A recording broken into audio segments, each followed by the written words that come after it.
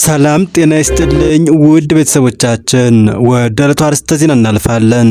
ሰሞኑን በአፋር ኤርታሌ የተከሰተው እሳተ ገሞራ የፈጠረው አመድ እስከ ህንድ ደርሶ በረራዎችን አስተጓጉሏል። በዝርዝር እንመለከተዋለን።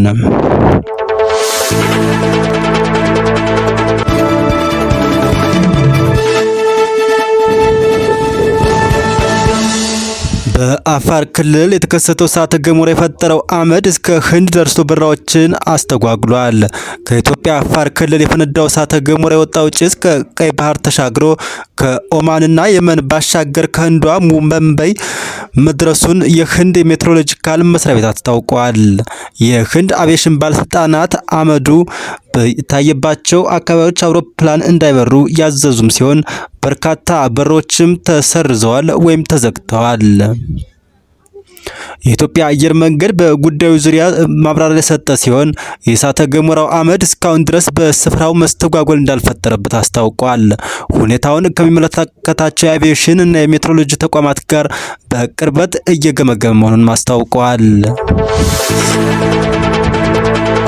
ለበርካታ ሺህ ዓመታት ሳይፈነዳ የቆየው ኢትዮጵያዊው ኃይል ጉቢ ተብሎ የተጠራው እሳተ ገሞራ መፈንዳት የጀመረው ባለፈው እሁድ ጠዋት ላይ ነበር። በፍንዳታው ግዙፍ የጭስ አመድ ወደ ሰማይ በመውጣት በአካባቢው ታይቷል። በዚህ እሳተ ገሞራ የተነሳ የተፈጠረው አመድ የህንድ ውስጥ የሚደረጉ በረራዎችን እንዲሰረዙ፣ አቅጣጫቸውንም እንዲቀይሩ ወይም እንዲዘገዩ ምክንያት ሆኗል። የህንድ አቪዬሽን ባለስልጣናትም የአየር መንገዶች ጭስ እና አመድ በታየባቸው አካባቢዎች በኩል ከመብረር እንዲቆጠቡም በጥብቅ አዝዟል። ባለሙያዎች እንደሚሉት በእሳተ ገሞራው ምክንያት የተፈጠረው የአመድ ብክለት ምን ያህል እንደሆነ እስካሁን አልታወቀም ያሉ ሲሆን፣ ነገር ግን ወትሮም በአየር ብክለት ችግር ውስጥ ያለችውን የህንድ ከተማን የዴልሂ አየር ጥራት እንደማያበላሸው ተነግሯል። የእሳተ ገሞራ አመድ የሚያብለጨልጭ እና ደመናማ ጥቃቅን ብናኝ ያሉት ሲሆን የእሳተ ገሞራ ፍንዳታን ተከትሎ ወደ ከባቢ አየር ይረጫል። ይህም የአውሮፕላን ሞተርን ሊያበላሽ፣ አየር ማረፊያዎችንም አየር ሊበክልና እይታን በማገድ ለበረራ አደገኛ ሁኔታ ሊፈጥር ይችላል። በጭሱ የተበከለው የከባቢ አየር ክፍል ከባህር ጠለል በላይ 8.5 ኪሎ ሜትር እስከ 15 ኪሎ ሜትር ከፍታ ላይ የሚገኘው ነው ሲሉ የህንድ ሜትሮሎጂ መስሪያ ቤት ዋና ዳይሬክተር ምሩቱንጃይ ሞሃፓትራ ለቢቢሲ ተናግረዋል። ጭሱ ለጊዜው በረራዎችንና የሳተላይቶችን የስራ ሊያደናቅፍ ይችላል፣ ነገር ግን የአየር ሁኔታንና የአየር ጥራት ላይ ችግር አይኖረውም። ሰኞ ምሽት ላይ ወደ ሰሜናዊ ህንድ የደረሰ ሲሆን ወደ ቻይና እያመራ ነው ብለዋል።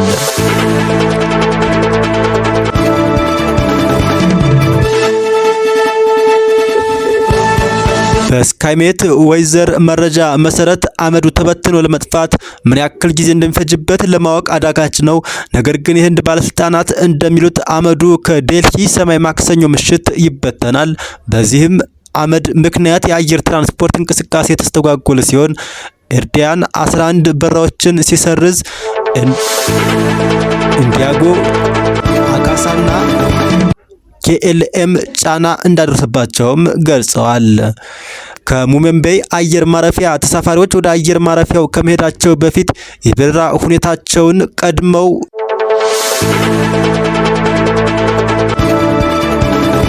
ቀደም ብለው እንዲመለከቱም ተጠይቀዋል። የህንድ ሲቪል አቪዬሽን ዳይሬክተር ጀነራል አብራሪዎች ሞተር ላይ ያልተለመዱ ነገሮች፣ ጭስ ወይም የአመድ ሽታን ጨምሮ ማንኛውንም አጠራጣሪ ነገር ሲያጋጥማቸው በፍጥነት ሪፖርት እንዲያደርጉም ማሳሰቢያ ሰጥቷል። አየር መንገዶቹ ችግር በተከሰተባቸው አካባቢዎች የሚበሩ አውሮፕላኖች እንዲመረምሩም እና ችግሩ በተባባሰባቸው አካባቢዎች አየር ማረፊያዎች ስራቸውን እንዲያቆሙ ወይም እንዲያዘገዩ አዝዟል።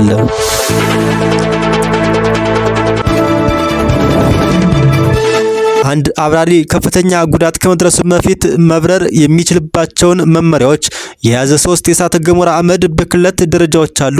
ዝቅተኛ፣ መካከለኛና ከፍተኛ ተብለውም ተለይተዋል። አሁንም ያለው የብክለት ደረጃ ግልጽ አይደለም። በእሳተ ገሞራ ፍንዳታ ምክንያት የሚከሰትን ብክለት ለመለካት ብዙ ዝግጅት ይጠይቃል። መሳሪያዎች አስቀድመው መሰማራት ይኖርባቸዋል። ይህንን መሰሉ የእሳተ ገሞራ ፍንዳታ ለዝግጅት ምንም እድል አልሰጠም። ስለዚህም የብክለት ደረጃው አይታወቅም ሲሉም የስካይሜትር ዌዘር ፕሬዝዳንት ጂፒ ሻርማ ተናግረዋል። የአዲስ አበባ ዩኒቨርሲቲ ፕሮፌሰር አታላይ አየለ እንደተናገሩት የእሳተ ገሞራው ፍንዳታ ለሺህ ዓመታት ሳይፈነዳ የቆየ መሆኑን ገልጸዋል። ከፍተኛ ድምጽ ቢኖረውም የመሬት መንቀጥቀጥ እንቅስቃሴ እንዳላስከተለም ገልጸዋል። የኃይሊ ጉቢ እሳተ ገሞራ በኤርታሌ አቅራቢያ የሚገኝ ሲሆን ይህም በንቁ እሳተ ገሞራው የሚታወቅ አካባቢ ነው። የእሳተ ገሞራው አመድ መከሰቱ የተለመደ አይደለም። የአይስላንድ የኤጃፍጃስኩል እሳተ ገሞራ በ2010 ሲፈነዳ ዓለም አቀፍ የጉዞ መሰናክሎችንም አስከትሏል። በወቅቱም የዩናይትድ ኪንግደም እና የአውሮፓ አየር ክልል ተዘግቶ ወይም በከፊል ተዘግተው ነበር። በትላንትናው ዕለትም በአዋሽ ኤርታሌ የተፈጠረው የእሳተ ገሞራ ፍንዳታ ከሁለተኛው የዓለም ጦርነት ወዲህ እጅግ የከፋ የአየር ጉዞ መስተጓጎል ሆኖም ተመዝግቧል።